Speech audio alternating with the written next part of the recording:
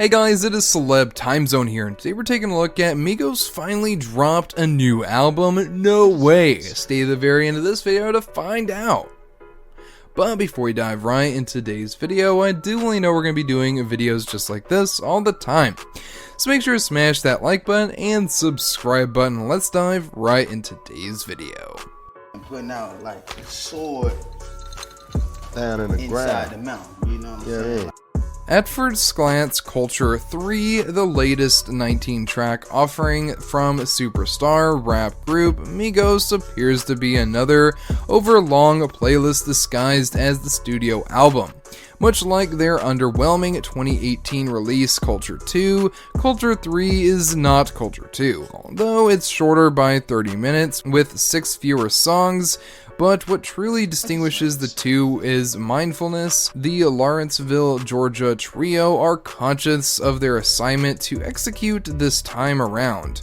Quavo, the oldest of the three, owns the facilitator position.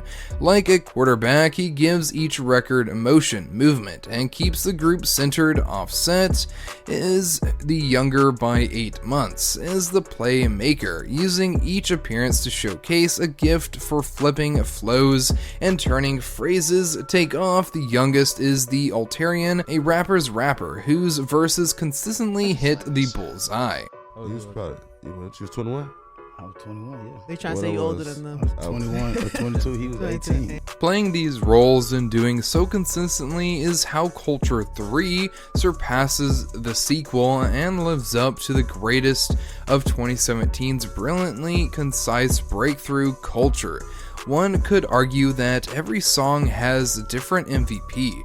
Drake's appearance on Having Our Way has rightfully received the attention it warrants, but Takeoff's closing verse is spectacular. The same can be said about Vaccine, where he rhymes effortlessly across the Buddha Bless, sampling of Tchaikovsky's The Nutcracker, but that's also the song where Offset blacks out with one of his most memorable performances. Then there's Quavo's contagious melodies on Picasso and his infectious swagger on the intro Avalanche. No matter the track, each record runs an offense that requires the three men.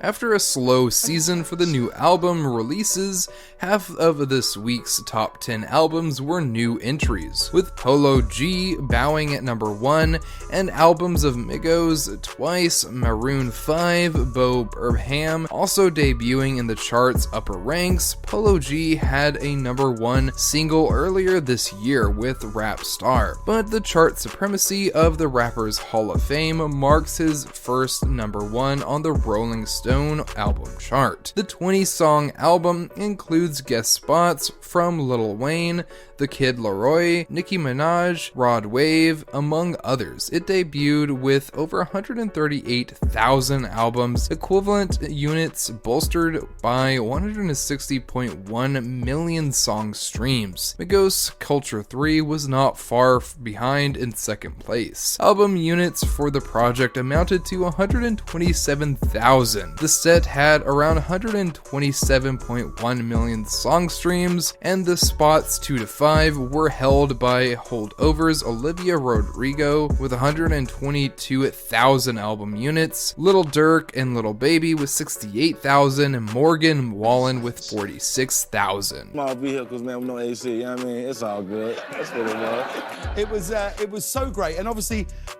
In truth, Culture 2 contains plenty of acrobatic rapping, though much of this is buried in the data dump onslaught, so it is fair to be skeptical when a follow-up, Culture 3, was announced, a 19-song 75 tome, including only a mediocre collaboration with Baton Rouge rapper Young Boy, Never Broke Again, which would be 13 months old by the album's street date, but features from 2 recently deceased based rappers, Chicago Juice WRLD and Brooklyn's Pop Smoke. Fortunately, those latter two collaborations are executed with respectful touch.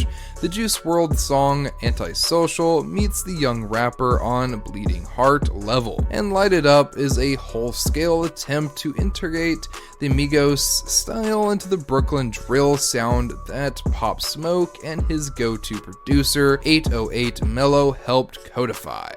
We released Dubs at my grandma's funeral, and ever since then, we just thought. Culture 3 is about sticking together, playing to together's strengths, and making sure the listeners know Migos aren't hurt, they aren't tired, they are young, they're rich, they're up. The album celebrates how even a global pandemic couldn't stop their progress or their paper.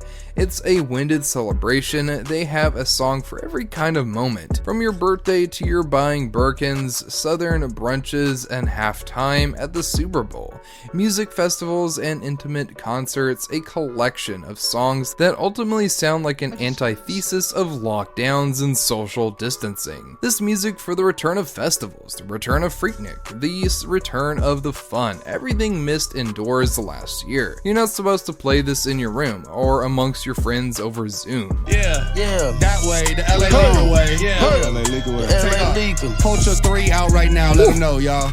And this is our video on Migos finally dropped a new album. What do you guys think? Let us know in the comment section down below, and we'll see you guys in another amazing video. Bye bye, guys.